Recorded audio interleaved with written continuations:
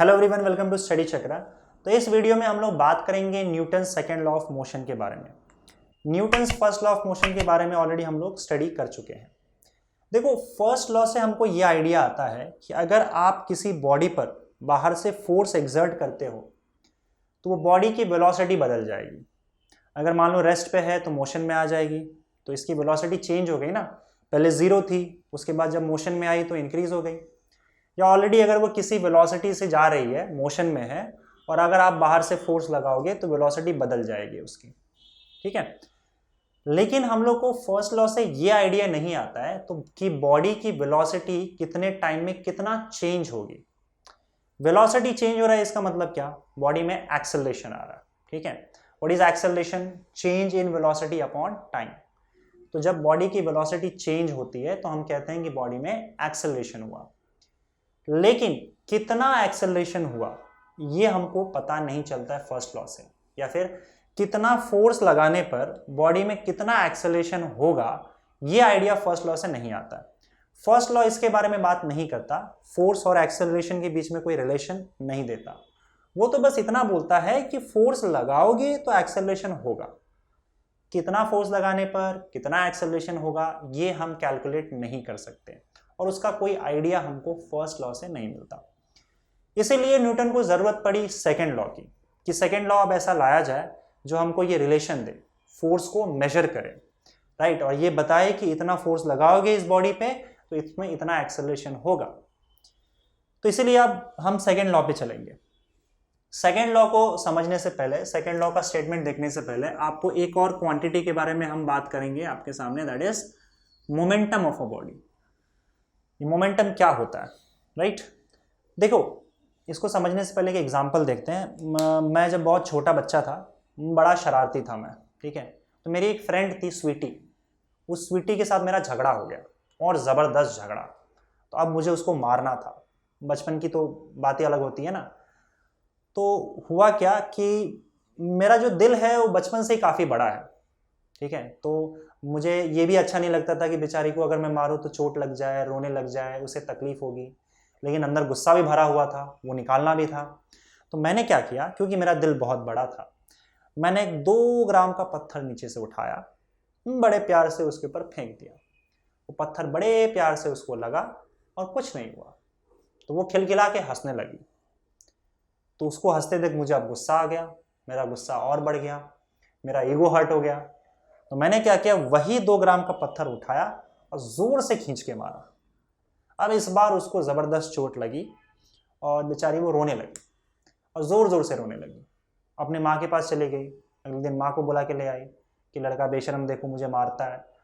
तो लड़की, वो उसकी माँ भी बोलने लगी, नालायक है एक नंबर का, तो लड़की को मारता है। तो मैंने बोला, आप लड़की लड़का क्यों कर रहे हो? उसको 2 ग्राम के पत्थर से ही तो मारा था मैंने, कौन सी बड़ी चीज़ थी? तो लड़की कमज़ोर है कि आपको लग गई, उसको वो 2 ग्राम के पत्थर से ही चोट लग गया। अब देखो, मेरा जो आर्ग्यूमेंट था, बच्चा था, बच्चे की बातों पे क्या ध्यान देना। लेकिन यहाँ पे क्वेश्चन ये है कि पहले केस में भी मैंने उसको 2 ग्राम पत्थर से ही मारा था, दूसरे केस में भी मैंने उसको 2 ग्राम पत्थर से ही मारा, राइट? तो सेकेंड केस में उसको चोट लगा और फर्स्ट केस में नहीं लगा था, ऐसा क्यों? सेकेंड केस में ऑब्वियसली बात है, उसकी वेलोसिटी ज़्यादा थी। वो जो मैंने पत्थर पकड़ा हुआ था, पत्थर फेंका, सेकेंड केस में उसकी वेलोसिटी काफ़ी ज़्यादा थी, जिससे उसको चोट ज़्यादा लगा। लेकिन अगेन यहाँ पे क्वेश्चन ये है कि अगर वेलोसिटी में ज़्यादा रखूँ, कोई भी चीज़ उठा के अगर मुझे उसके ऊपर फेंकना है, और अगर मैं वेलोसिटी ज़्यादा रखूँ तो क्या चोट ज़्यादा लगेगा? इस बात की गारंटी है? अगर मान लो उस पत्थर के बजाय मैं एक छोटा सा रुई का टुकड़ा ले आऊँ, रुई, रुई पता ना सब लोग को, कॉटन, और उसको अगर मैं उतने ही वेलोसिटी से फेंकता तो क्या चोट लगती इस केस में? इनफैक्ट अगर मैं उस रुई के छोटे से कॉटन के टुकड़े से जिस वेलोसिटी से उसको चोट लगी थी पत्थर के, उससे अगर 10 गुना ज़्यादा वेलोसिटी से भी फेंकूं तब भी उसको चोट नहीं लगेगा। तो इस बात की कोई गारंटी नहीं है कि अगर वेलोसिटी ज़्यादा रहेगा तो उसको चोट लगेगा। क्यों इस केस में चोट नहीं लग रहा है, रुई के केस में? क्योंकि इसका मास बहुत कम है, राइट? लेकिन अगर मैं मास बढ़ा दूं तो क्या इस बात की गारंटी है कि उसको चोट लगेगा? राइट? अगर सपोज करो मैं 50 किलो का पत्थर भी लेता हूं और हल्का सा ऐसे टच कर दूं मैं, तब क्या उसको चोट लगेगा? चोट अभी भी नहीं लगेगा। तो ज़्यादा मास भी गारंटी नहीं दे सकता आपको कि उससे चोट लगेगा कि नहीं लगेगा। मतलब अगर मैं अपने हाथ में बड़ा सा मास रखूं तो इस बात की कोई गारंटी नहीं है कि इससे किसी को चोट लगेगा कि नहीं लगेगा। डर ज़रूर लगेगा, ठीक है, कि कोई अगर इतना बड़ा पत्थर लेकर आया है आपको मारने को तो आपको डर ज़रूर लगेगा, लेकिन इस बात की कोई गारंटी नहीं है कि आपको चोट लगेगा कि नहीं लगेगा। वो डिपेंड करेगा कि वो कितने वेलोसिटी से आपको मार रहा है, राइट। वेलोसिटी ज़्यादा होगा इस बात की भी कोई गारंटी नहीं है कि वेलोसिटी ज़्यादा होने से आपको चोट लगेगा। क्या पता वो बहुत हल्की चीज़ से ज़्यादा वेलोसिटी से फेंक रहा हो। तो यहाँ पे देखो, इस पूरी डिस्कशन से ये चीज़ सामने आती है कि अगर कोई बॉडी है और उस बॉडी को मेरे तरफ कोई फेंक रहा है तो मुझे चोट लगेगा कि नहीं लगेगा, ये सिर्फ मास डिसाइड नहीं करेगा या सिर्फ वेलोसिटी डिसाइड नहीं करेगा, बल्कि मास और वेलोसिटी दोनों कितना है ये डिसाइड करेगा कि मुझे चोट लगेगा या नहीं लगेगा। तो यहाँ पे क्वांटिटी जो है आपका, मास और वेलोसिटी, ये दोनों यहाँ पे डिसाइड करेगा मिलकर कि मुझे चोट लगेगा या नहीं लगेगा, ठीक है। तो इनको कंबाइन करना अब ज़रूरी हो गया था मोशन में, ठीक है। और भी कुछ रीजंस थे। देखो, जब सेकेंड लॉ पे काम चालू होगा न्यूटन का, तो न्यूटन ने कुछ चीज़ें ऑब्जर्व की थी जिसके बेसिस पे ये जो क्वांटिटी है मोमेंटम वो डिफाइन करना ज़रूरी हो गया था। क्या वो देखो, जैसे मान लो अगर सपोज करो यहाँ पे एक ट्रक है और यहाँ पे एक साइकिल है, ठीक है। अगर मैं ट्रक और साइकिल दोनों पे सेम अमाउंट ऑफ फोर्स लगाऊं तो क्या दोनों को सेम वेलोसिटी मिलेगी? इसकी वेलोसिटी 0 है, अभी इसकी वेलोसिटी 0 है, दोनों रेस्ट पे है और मुझे उनको वेलोसिटी देना है, स्पीड में लाना है। तो अगर मैं दोनों को सेम अमाउंट ऑफ फोर्स लगाऊंगा और सेम टाइम के लिए, मान लो इसको भी 2 सेकंड के लिए फोर्स लगाता हूं, इसको भी 2 ही सेकंड के लिए फोर्स लगाता हूं, तो क्या दोनों को सेम वेलोसिटी मिलेगी? बिल्कुल नहीं मिलेगी। ट्रक को वेलोसिटी कम मिलेगा, इसके वेलोसिटी में चेंज कम होगा और इसके वेलोसिटी में चेंज ज़्यादा होगा। जैसे मान लो यहाँ पे हो सकता है इसकी वेलोसिटी जो है वो 5 मीटर पर सेकेंड से चेंज हो जाए और इसकी वेलोसिटी सिर्फ 0.2 मीटर पर सेकेंड से ही चेंज हो, जबकि मैं सेम अमाउंट ऑफ फोर्स दोनों पे एक्सर्ट कर रहा हूँ। तो वेलोसिटी के साथ प्रॉब्लम ये हो रहा था, और वेलोसिटी फिर वो इंपॉर्टेंट क्वांटिटी हमको नज़र नहीं आ रही थी जिसका यूज़ करके हम फोर्स को क्वांटिफाई कर सके, क्योंकि अलग अलग ऑब्जेक्ट पे सेम फोर्स लगाने के बाद भी सबकी वेलोसिटी में चेंज अलग अलग आ रहा था। तो यहाँ पे हम फंस गए थे कि अब चेंज इन वेलोसिटी का जो ये कंसेप्ट है या फिर ये क्वांटिटी है, इसको हम फोर्स के साथ कैसे रिलेट करें या इसका यूज़ करके हम फोर्स को कैसे क्वांटिफाई करें, ये प्रॉब्लम थी यहाँ पे। और ये प्रॉब्लम क्यों आ रही थी बताओ? It was only because of their mass, right. Mass decide कर रहा था यहाँ पे कि किसको कितनी वेलोसिटी मिलेगी। देखो, अगर ज़्यादा मास है तो ऑब्वियसली बात है उसके अंदर वेलोसिटी ज़्यादा चेंज नहीं होगा। मास अगर कम है तो वेलोसिटी ज़्यादा चेंज होगा। तो यहाँ पे एक मास भी फैक्टर सामने बनकर आ रहा था। फोर्स इक्वल होने से वेलोसिटी में चेंज इक्वल नहीं हो रहा था। किसके वजह से? मास के वजह से। तो हमने क्या किया, इस मास और इस वेलोसिटी दोनों को कंबाइन करना अब ज़रूरी था। इनफैक्ट ये रोकने वाला केस भी था। जैसे अगर मान लो दोनों सामने से दो ऑब्जेक्ट आ रहे हैं और उसको आपको रोकना है, दोनों की वेलोसिटी मान लो सेम है, ठीक है। तो यहां से एक ऑब्जेक्ट आ रहा है और यहां से एक ऑब्जेक्ट आ रहा है और मान लो दोनों की वेलोसिटी सेम है, तो क्या जरूरी है कि मुझे दोनों को सेम फोर्स लगाकर रोकना पड़ेगा? या मैं अगर दोनों को रोकना चाहता हूं तो मुझे सेम फोर्स लगेगा? अगर सामने से ट्रक आ रही है और सामने से साइकिल आ रही है, सेम वेलोसिटी से, एक ही वेलोसिटी से आ रही है, तो क्या दोनों पर सेम फोर्स लगेगा उनको रोकने के लिए? बिल्कुल नहीं। ट्रक पे ज्यादा फोर्स लगेगा और उस साइकिल पे कम फोर्स लगेगा। समझ में आ रहा है? और क्या रीजन है इसका? मास, राइट। दोनों की वेलोसिटी भले ही सेम हो, लेकिन क्योंकि ट्रक का मास ज्यादा है और साइकिल का मास कम है, तो मुझे यहाँ पे फोर्स अलग अलग लगेगा। मुझे ज्यादा फोर्स ट्रक पर लगेगा रोकने के लिए और साइकिल पे कम फोर्स लगेगा रोकने के लिए। समझ में आ रही बात? तो वेलोसिटी के साथ यहाँ पे मास भी इंपॉर्टेंट रोल प्ले कर रहा था। अगर मुझे फोर्स को कंसिडर करना था, फोर्स का इफेक्ट चेक करना था, तो फोर्स का इफेक्ट जो सामने आ रहा था वो सिर्फ वेलोसिटी नहीं बल्कि मास और वेलोसिटी दोनों एक साथ पिक्चर में आ रहे थे। तो फाइनली हमने सोचा कि इनको कंबाइन कर देते हैं, ठीक है। लेकिन अब कंबाइन करें कैसे, बताओ। दोनों को कंबाइन करके एक क्वांटिटी बनाना था, तो इसका तो दो ही तरीका है कंबाइन करके एक क्वांटिटी बनाने का। या तो आप मास को वेलोसिटी के साथ मल्टीप्लाई कर दो, या फिर मास और वेलोसिटी को डिवाइड कर दो, जहां पे एक बार ये हो सकता है कि मास न्यूमरेटर में रहे, या फिर ये हो सकता है कि आपका वेलोसिटी न्यूमरेटर में रहे। तो ये तीन तरीके से मास और वेलोसिटी को कंबाइन किया जा सकता था, ठीक है। देखो ये पॉसिबल नहीं है, m प्लस वी या m minus V, this is not possible, क्योंकि दो अलग अलग फिजिकल क्वांटिटी को आप ऐड नहीं कर सकते। That is the principle of homogeneity. तो ये तो वैसे भी पॉसिबल नहीं था दोनों, तो यही तीन केसेस थे। लेकिन यहाँ पे भी देखो प्रॉब्लम ये था कि हमको एक ऐसा क्वांटिटी चाहिए था जिसमें अगर मैं मास बढ़ाऊंगा तो वो क्वांटिटी बढ़नी चाहिए, और वेलोसिटी बढ़ाने पे भी वो क्वांटिटी बढ़नी चाहिए। क्यों? क्योंकि देखो अगर वो पत्थर की बात करूं मैं, तो अगर मैं पत्थर का मास ज़्यादा कर दूं तो चोट ज़्यादा लगेगा, और पत्थर का वेलोसिटी ज़्यादा करूं तो भी चोट ज़्यादा लगेगा। तो दोनों के बढ़ाने पे इंपैक्ट ज़्यादा हो रहा था। तो मुझे ऐसी क्वांटिटी चाहिए जो मास और वेलोसिटी दोनों के बढ़ने से बढ़ जाए। लेकिन अगर तुम इस क्वांटिटी को कंसिडर करो मास अपॉन वेलोसिटी, तो वेलोसिटी डिनोमिनेटर में है। अगर मैं वेलोसिटी बढ़ाता हूं तो डिनोमिनेटर बढ़ेगा, जिससे ओवरऑल क्वांटिटी कम हो जाएगा, बढ़ेगा नहीं, कैंसल आउट। तो ये हम इस तरीके से इसको कंबाइन नहीं कर सकते। यहां पे भी कॉम्बिनेशन पॉसिबल नहीं है, क्योंकि मास बढ़ाने से अब ये टोटल ओवरऑल जो क्वांटिटी है वो कम हो जाएगा, जबकि बढ़ना चाहिए था। लेकिन ये देखो मास मल्टीप्लाइड बाय वेलोसिटी, मास बढ़ाओगे तो भी ये क्वांटिटी बढ़ेगा, और वेलोसिटी बढ़ाओगे तो भी ये क्वांटिटी बढ़ेगा, क्योंकि दोनों मल्टीप्लाई में। तो इसलिए फाइनली हमारा जो क्वांटिटी हमने डिफाइन किया वो डिफाइन किया mass multiplied by velocity, mass multiplied by velocity. और इस क्वांटिटी को हमने p से रिप्रेजेंट किया और इसका नाम दिया हमने momentum. So momentum p। Now momentum is a vector quantity, क्योंकि मास स्केलर क्वांटिटी है, velocity is a vector quantity, hence momentum is also a vector quantity. तो जिस डायरेक्शन में वेलोसिटी का डायरेक्शन होगा वही आपका मोमेंटम का भी डायरेक्शन होगा इस केस में। तो हम मोमेंटम को डिफाइन कैसे कर सकते हैं बताओ। इट इज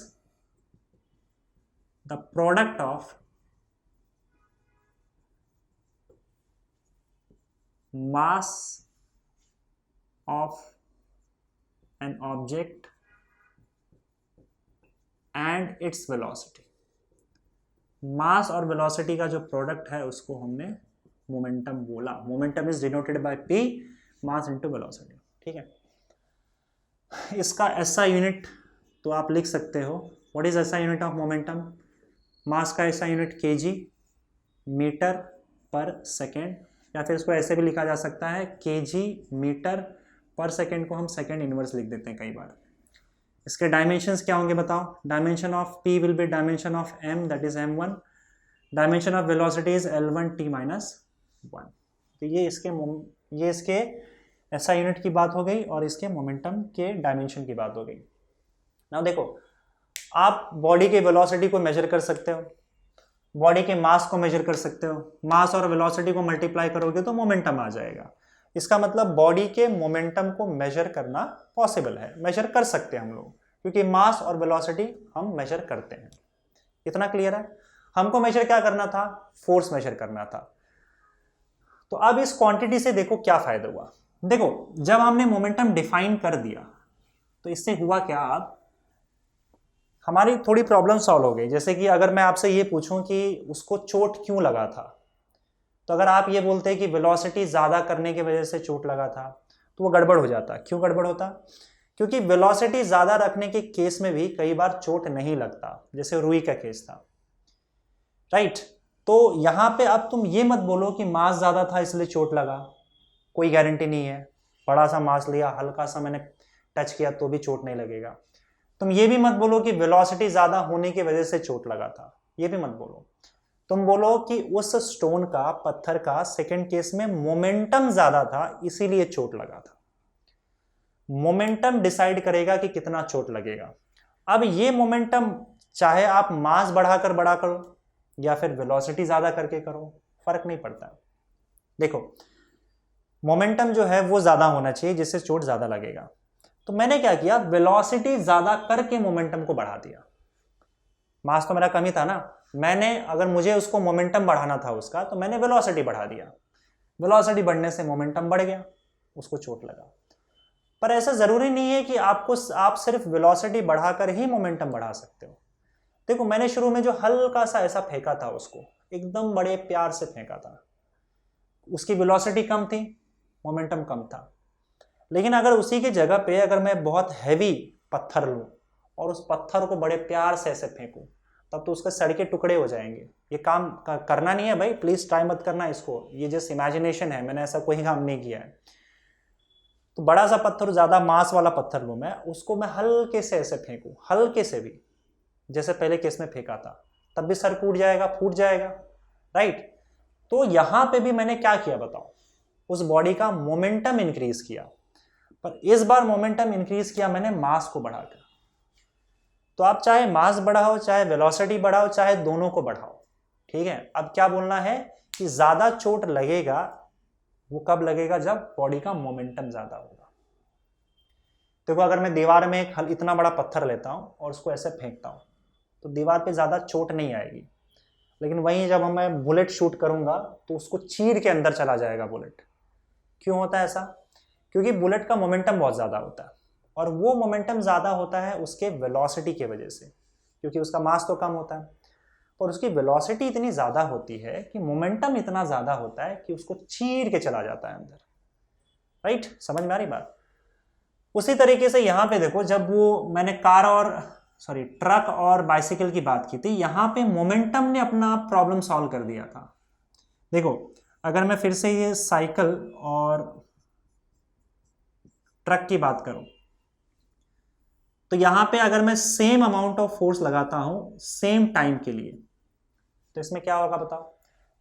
वेलोसिटी दोनों का अलग अलग चेंज होगा, लेकिन आपको पता है कि जितना मोमेंटम इसका चेंज होगा उतना ही मोमेंटम इसका भी चेंज होगा। मोमेंटम दोनों का सेम चेंज होगा, ठीक है। तो मोमेंटम मास इनटू वेलोसिटी होता है, इसका मास ज्यादा है इसलिए इसका वेलोसिटी कम चेंज होगा, इसका मास कम है इसलिए इसका वेलोसिटी ज्यादा चेंज होगा। लेकिन जब ये देखा गया, मोमेंटम मेजर किया गया, तो जितना मोमेंटम इसका चेंज हो रहा था उतना ही मोमेंटम इस साइकिल का भी चेंज हो रहा था, अगर मैं दोनों पर सेम अमाउंट ऑफ फोर्स लगाता हूं और सेम टाइम के लिए लगाता हूं। तो अगर जितने भी बॉडीज मेरे पास रखे हुए हैं सब पे अगर मैं सेम फोर्स लगाऊं और सेम टाइम के लिए, तो क्या होगा? इससे सब में सेम मोमेंटम चेंज होगा। तो अब ये जो अलग अलग वाला चक्कर था वेलोसिटी का, ये प्रॉब्लम सॉल्व हो चुका था। इसीलिए फोर्स को क्वांटिफाई करने के लिए हमने वेलोसिटी का यूज नहीं किया, बल्कि हमने मोमेंटम का यूज किया, क्योंकि सेम फोर्स किसी भी बॉडी पे मुझे सेम चेंज इन मोमेंटम दे रहा था, right. Same change in velocity नहीं दे रहा था, but same change in momentum दे रहा था। तो यहां पे तीन चीजों पे हमने ध्यान दिया। देखो हाँ, एक और चीज, आप कितने टाइम के लिए फोर्स लगाते हो ये भी मैटर करेगा। जैसे अगर मान लो कोई गाड़ी है, इस पर मैं सिर्फ 1 सेकंड के लिए फोर्स लगाता हूं, तो उसका मोमेंटम ज्यादा चेंज नहीं होगा। लेकिन फोर्स लगाया जा रहा हूं बहुत टाइम के लिए, तो उसका मोमेंटम जबरदस्त चेंज हो जाएगा। इसका मतलब मैं किसी बॉडी पर फोर्स लगाता हूं तो एक चीज तो क्लियर है, उसका मोमेंटम चेंज हो जाता है। तो अब आप ये स्टेटमेंट मत बोलो कि वेलोसिटी चेंज होता है। हाँ मैं जानता हूं Newton's first law of motion यही कहती है कि फोर्स लगाने पर वेलोसिटी चेंज होता है, लेकिन अब आप क्या बोलोगे कि फोर्स लगाने पर मोमेंटम चेंज होता है।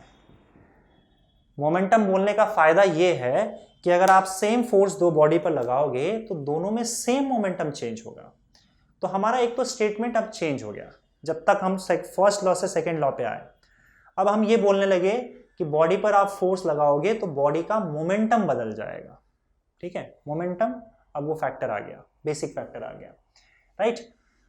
उसी तरीके से अगर सपोज करो एक ट्रक और साइकिल सामने से आ रही है, तो क्या मुझे उनको रोकना है अगर, और सेम वेलोसिटी से आ रही है, मान लो ये भी 5 मीटर पर सेकेंड की वेलोसिटी से आ रही है और साइकिल भी 5 मीटर पर सेकेंड की वेलोसिटी से आ रही है, अब इन दोनों को अगर मुझे रोकना है तो क्या सेम फोर्स लगेगा?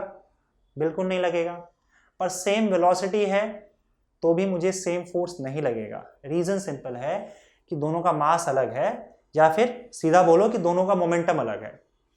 अगर दो बॉडी का मोमेंटम अलग अलग है तो उनको रोकने के लिए आपको फोर्स अलग अलग लगेगा। दूसरी बात ये, अगर दोनों का मोमेंटम सेम होता, मास की बात नहीं कर रहा हूं मैं, अगर मान लो कार है, सॉरी ट्रक है, ट्रक आ रही है सामने से लेकिन स्लो आ रही है, और साइकिल है, साइकिल फास्ट भी आ रही है, और इतना इतना इतना स्पीड का डिफरेंस है दोनों में कि इसका मोमेंटम और इसका मोमेंटम अगर सेम हो तब मुझे सेम फोर्स लगेगा उनको रोकने के लिए। मोमेंटम अलग होगा तो फोर्स अलग लगेगा, मोमेंटम सेम होगा तो मुझे सेम फोर्स लगेगा। ठीक है, तो यहां पे अब फोर्स का रिलेशन सीधा मोमेंटम से आ गया कि फोर्स लगाओगे तो मोमेंटम बदलता है, ज्यादा टाइम तक फोर्स लगाओगे तो ज्यादा मोमेंटम बदलेगा। ऑब्वियस ही बात है, मैंने बताया ना अभी कि आप फोर्स लगाते जाओ बहुत टाइम के लिए तो उसका मोमेंटम तो जबरदस्त बढ़ चुका होगा, लेकिन आप थोड़े टाइम के लिए फोर्स लगाओगे तो ज्यादा मोमेंटम इंक्रीज नहीं हो पाएगा। यही जो आपका ऑब्जर्वेशन है, यही आपका Newton's second law of motion है। तो मैं यहाँ पे अब Newton's second law of motion लिखने जा रहा हूं। तो देखो आपका स्टेटमेंट क्या है, rate of change of momentum is directly proportional to the external force applied and the change takes place in the direction of force।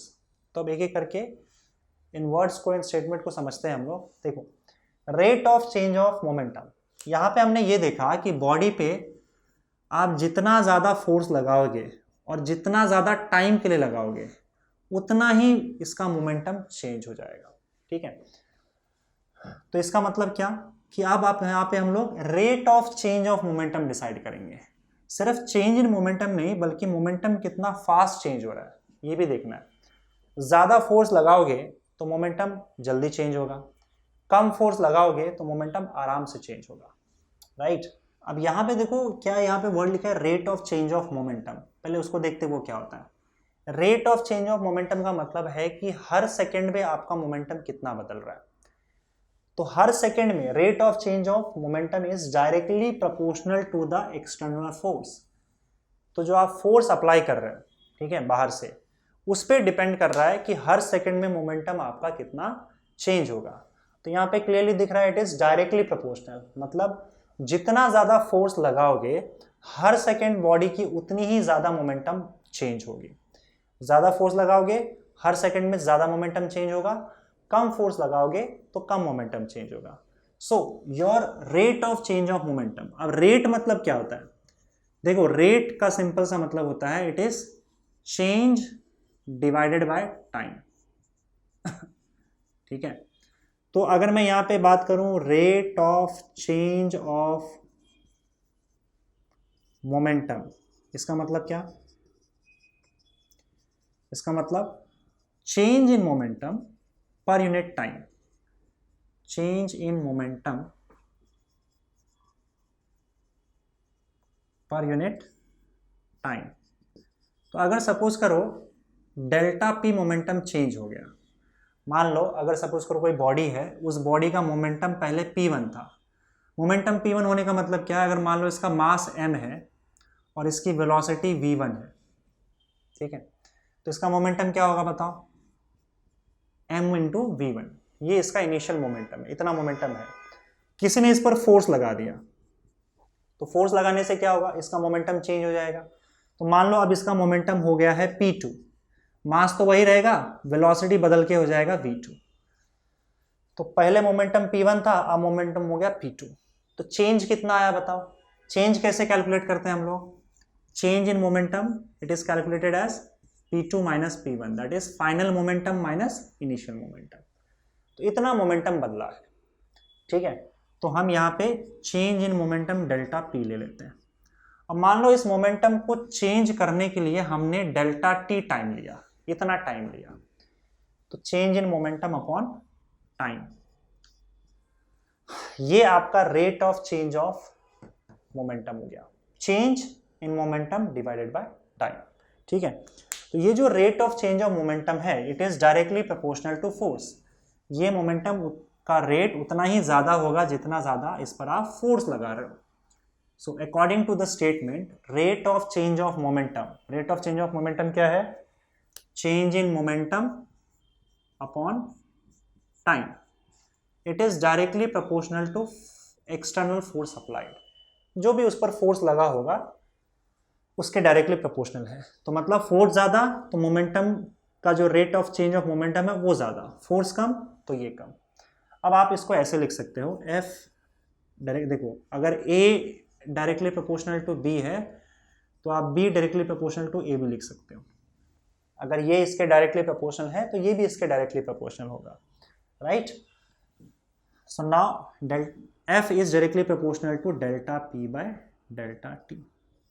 अब देखो एक्चुअली में आपका जो delta P by delta T है ये आपका एवरेज रेट है, average rate of change of linear momentum, momentum सीधा लिखो, ये average rate of change of momentum है। ठीक है, डेल्टा टी टाइम में डेल्टा पी मोमेंटम चेंज हो गया तो delta P by delta t हमने लिख दिया। This is your average rate of change of momentum for time delta t. एक होगा आप जिसकी हम बात करेंगे instantaneous, instantaneous rate of change of momentum. अब instantaneous rate of change of momentum कैसे लिखेंगे? देखो काइनेमेटिक्स में हमने इंस्टेंटेनियस वेलोसिटी, इंस्टेंटेनियस एक्सेलरेशन ये सब पढ़ा हुआ था। तो अगर मैं इंस्टेंटेनियस वेलोसिटी की बात करूं तो इंस्टेंटेनियस वेलोसिटी क्या था बताओ? Change in position divided by time या फिर डिस्प्लेसमेंट अपॉन टाइम, ऐसे ही था ना। तो ये तो एवरेज वेलोसिटी थी, मैंने आपको बताया था। जैसे अगर मान लो बॉडी इस पॉइंट पे है और यहां से इस पॉइंट पे आ जाता है ए से लेकर बी तक, मान लो वो 10 मीटर कवर करता है 2 सेकेंड में, तो बताओ इसकी वेलोसिटी क्या होगी? Displacement divided by time, 10 divided by 2 that is 5 metre per second.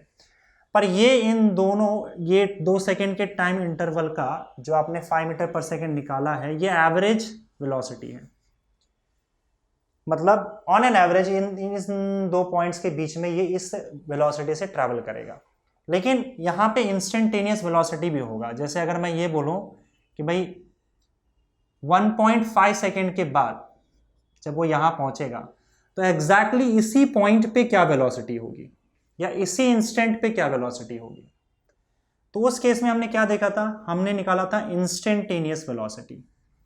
तो जैसे एग्जैक्टली इसी पॉइंट पे इसी टाइम पे 1.5 सेकेंड पे कैलकुलेट करना है कि भाई क्या इसकी वेलोसिटी होगी, that was instantaneous velocity, right, on the spot इसी टाइम इंटरवल पे। तो हमने क्या किया था? टाइम इंटरवल डेल्टा टी को बहुत छोटा छोटा छोटा छोटा कर दिया था और लगभग 0 के करीब ले गए थे और लिमिट अप्लाई कर दिया था, limit delta T tends to 0। अगर ये सारी चीज़ें नहीं देखी है तो प्लीज़ आप काइनेमेटिक्स का वीडियोस देखना, उसके बाद ही आप चैप्टर स्टार्ट करो। तो limit delta T tends to 0 delta x by delta T, ये आपकी इंस्टेंटेनियस वेलोसिटी आ गई। एग्जैक्टली एक ही टाइम इंस्टेंट कि 1.5 सेकेंड पे उसकी क्या वेलोसिटी थी, तो ये हम ऐसे कैलकुलेट करते हैं। इसको शॉर्ट में हमने क्या लिख दिया था? dx by dt। This was your instantaneous velocity. तो delta x by delta t average, limit apply करने पर dx by dt जो कि आपको एग्जैक्टली एक टाइम पे वेलोसिटी दे देगा। उसी तरीके से ये average rate of change of momentum delta P by delta t हमने निकाल लिया। लेकिन अगर मुझे इंस्टेंटेनियस चाहिए एग्जैक्टली एक पॉइंट पे, तो हम क्या करेंगे? यहाँ पे लिमिट अप्लाई कर देंगे, limit delta T tends to 0 delta P by delta T. और इसी को शॉर्ट में क्या लिखेंगे बताओ? dp by dt। जैसे वहाँ पे dx बाई dt लिखा था, यहाँ पे ये dp बाई dt हो जाएगा। तो dp बाई dt भी क्या है? Rate of change of momentum है, change in momentum upon time, same case.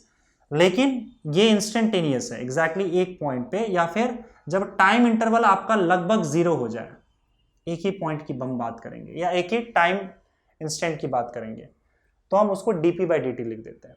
ठीक है, डेरिवेटिव के फॉर्म में। This is derivative of p with respect to t, या फिर instantaneous rate of change of momentum. तो फिलहाल हम ये इंस्टेंटेनियस की भी बात कर लेंगे। देखो एवरेज तो काम चलेगा ही, हम इंस्टेंटेनियस की भी यहाँ पे अभी फिलहाल एवरेज की जगह पे इंस्टेंटेनियस यूज कर लें। तो अगर मैं एवरेज के जगह पे, average rate of change of momentum की जगह पे इंस्टेंटेनियस यूज करूं, तो फिर ये इक्वेशन क्या हो जाएगा बताओ? ठीक है, for instantaneous rate of change of momentum क्या होगा बताओ? Limit delta T tends to 0, delta P by delta T will be D P by D T. तो हम delta P by delta T की जगह पे आप D P by D T use करेंगे। तो आपका ये इक्वेशन क्या होगा बताओ? F will be directly proportional to D P by D T instantaneous के लिए, right? So F is equal to, अब ये प्रोपोर्शनलिटी साइन हटेगा तो एक कांस्टेंट आ जाएगा के D P by D T. अब इस कांस्टेंट का वैल्यू हमने खुद डिसाइड कर लिया, क्योंकि हमारे हाथ में था कि फोर्स को कैसे क्वांटिफाई करना है। तो हमने ये डिसाइड किया कि if SI units are used, अगर मोमेंटम को SI यूनिट, मोमेंटम का SI यूनिट यूज करते हैं जो अभी हमने निकाला था, टाइम का SI यूनिट यूज करते हैं और फोर्स को भी SI यूनिट में ही बाद में कैलकुलेट करेंगे, तो फिर आपका K का वैल्यू जो है वो हम 1 यूज कर लेंगे। तो यहां पे K का वैल्यू आप सब्स्टिट्यूट करोगे तो F will be equal to D P by D T हो जाएगा। ठीक है, और ये इस तरीके से फोर्स को कैलकुलेट करने किया जाने लगा। याद रखना, इससे जो भी वैल्यू आएगा वो SI यूनिट में होगा। ठीक है, तो यहां पे force is equal to D P by D T, सीधा फोर्स जो है वो rate of change of linear momentum के बराबर कर दिया हमने, और इस तरीके से हम फोर्स को कैलकुलेट करने लगे। तो अगर आपको फोर्स कैलकुलेट करना है कि किस बॉडी पे कितना फोर्स लगा है, तो आप क्या करोगे? उसका rate of change of momentum calculate कर लो। Rate of change of momentum जो आएगा वही एक्चुअली में फोर्स होगा। समझ में आई बात? Rate of change of momentum मतलब उसमें कितना मोमेंटम में चेंज आया वो कैलकुलेट करो, और कितना टाइम लगा उससे डिवाइड कर दो। So change in momentum divided by time will give you force. अगर मैं एवरेज रेट की बात करूं, अगर मैं इसके जगह पे एवरेज रेट ले लूं, तो वो F is equal to delta P by delta T हो जाएगा, change in momentum upon time. और इंस्टेंटेनियस रेट लेना है तो D P by D T.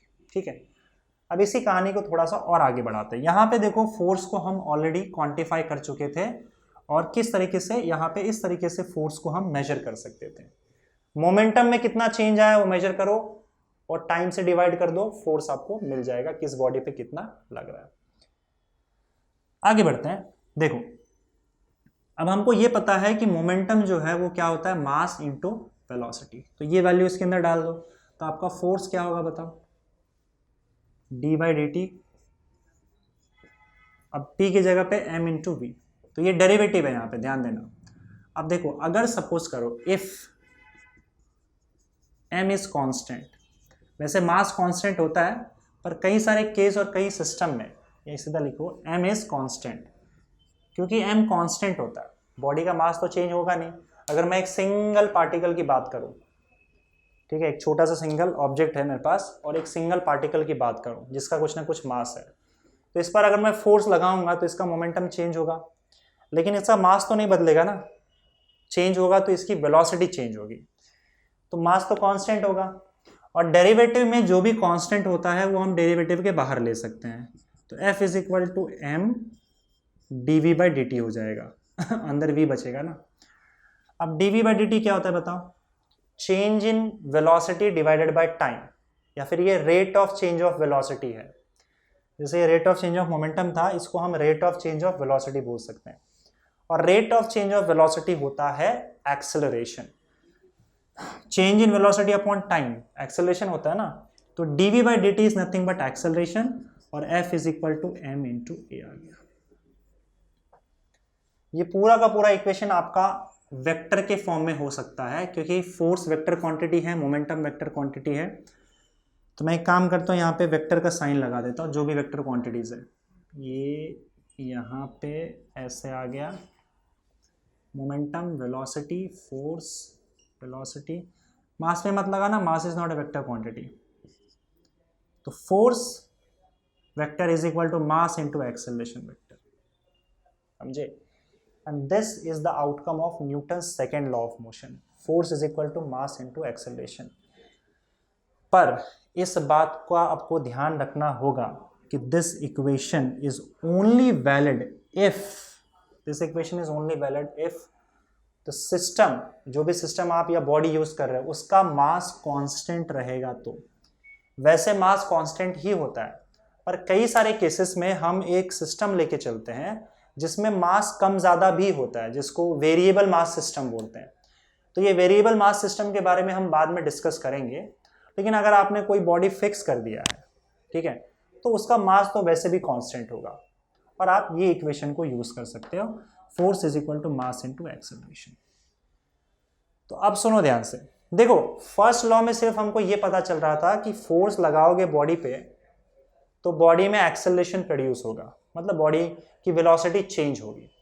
लेकिन हमको ये तो पता नहीं चल रहा था कि भाई कितना फोर्स लगाऊं तो बॉडी में कितना एक्सेलरेशन आएगा। फोर्स का कोई मेजरमेंट नहीं, यहां से पता चल जाएगा। ये सीधा सीधा आपको इक्वेशन मिल गया फोर्स और एक्सेलरेशन में।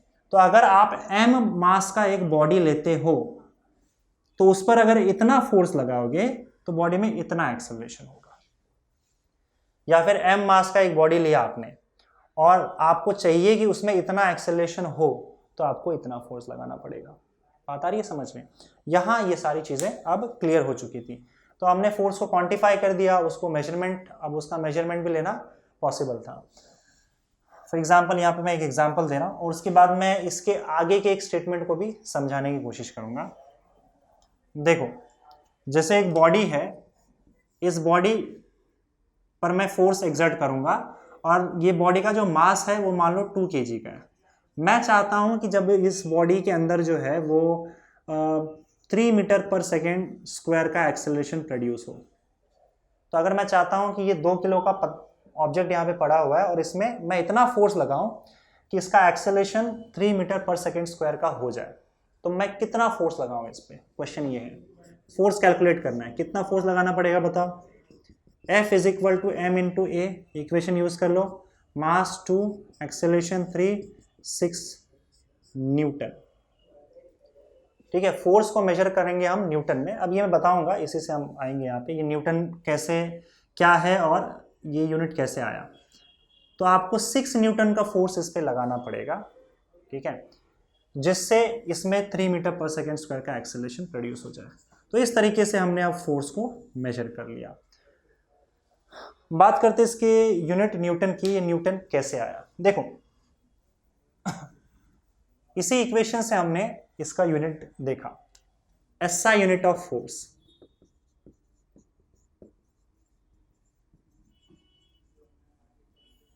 देखो force is equal to mass into acceleration होता है, ठीक है। फोर्स का यूनिट मतलब मास का यूनिट मल्टीप्लाइड बाय एक्सेलरेशन का यूनिट। तो मास का यूनिट क्या होता है बताओ? केजी। एक्सेलरेशन का unit metre per second square. तो ये आपका फोर्स का ऐसा यूनिट होगा। पर बार बार KG metre per second square, KG metre per second square लिखने से बेटर है कि हमने KG metre per second square को एक नया नाम दे दिया, और वो नाम था न्यूटन। ठीक है, क्योंकि न्यूटन के सेकेंड लॉ के बाद ही इक्वेशन आया था, और ये इक्वेशन के बाद ही हम फोर्स का यूनिट यहाँ पे ढूंढ पाए। फोर्स का यूनिट क्या आ गया? न्यूटन। देखो हम लिखते हैं इसको शॉर्ट में, क्या लिखते हैं हम लोग? सिंबल इसका एन लिखते हैं। देखो न्यूटन एक अलग से कोई चीज नहीं है, बल्कि जब आप न्यूटन लिखते हो तो इसका मतलब ही होता है KG metre per second square लिख रहे हैं, बस इसी को शॉर्ट में आप न्यूटन लिखते हो, ठीक है। हाँ, कई बार यहाँ पे आपको बुक में ये देखने को मिल जाएगा KG metre per second square को एस इनवर्स -2 लिखा जाता है, एक ही चीज होगी, ठीक है। तो ये इसका यूनिट आ गया, क्या? SI unit Newton. और आपको मतलब पता है न्यूटन का मतलब क्या होता है।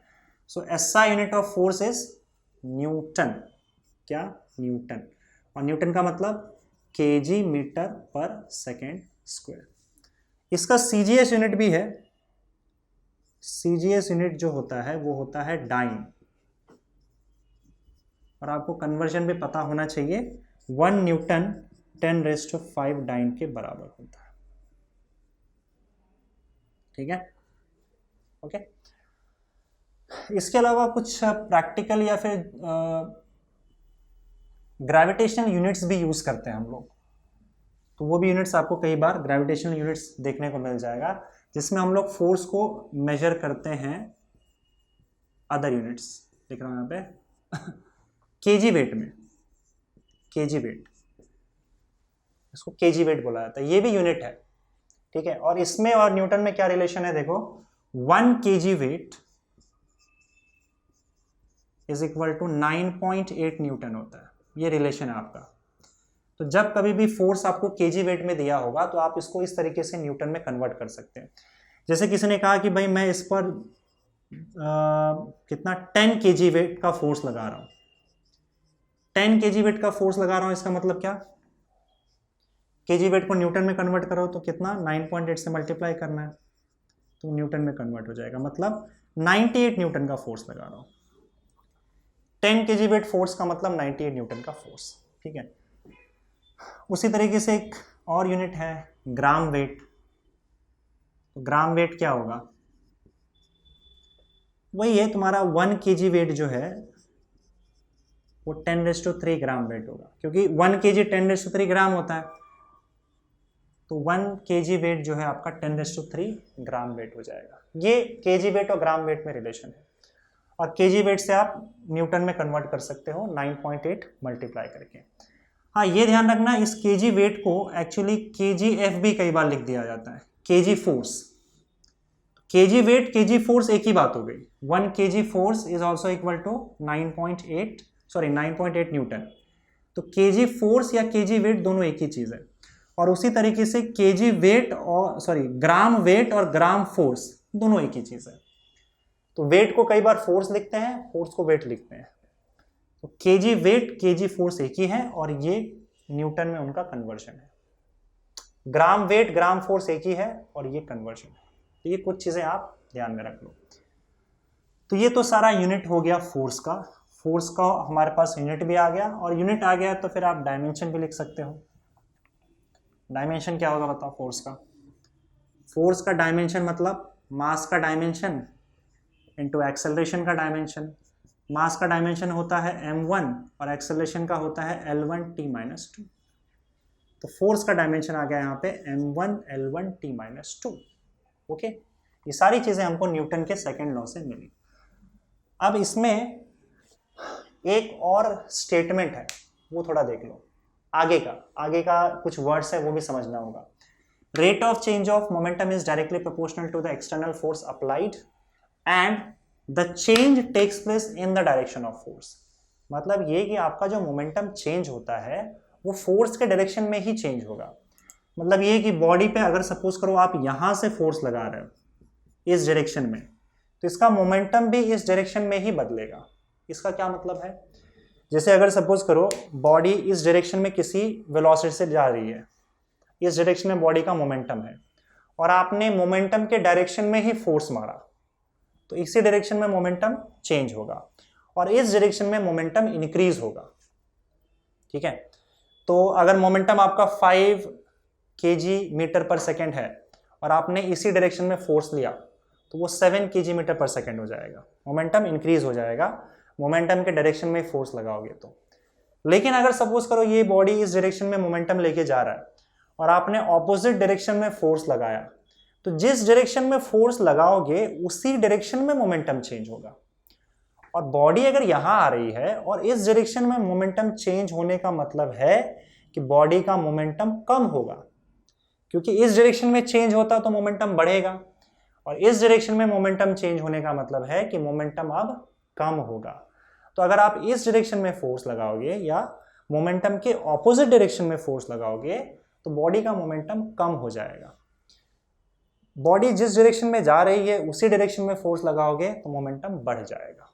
मतलब जिस डायरेक्शन में आप फोर्स लगाओगे मोमेंटम चेंज भी उसी डायरेक्शन में होगा। राइट। तो मोमेंटम कम भी हो सकता है और ज़्यादा भी हो सकता है depending on the direction of force. तो ये इस स्टेटमेंट का मतलब था, ठीक है। अब एक जनरल इसका इक्वेशन होता है Newton second law of motion का, जो कि हम वेरिएबल मास सिस्टम में यूज करेंगे।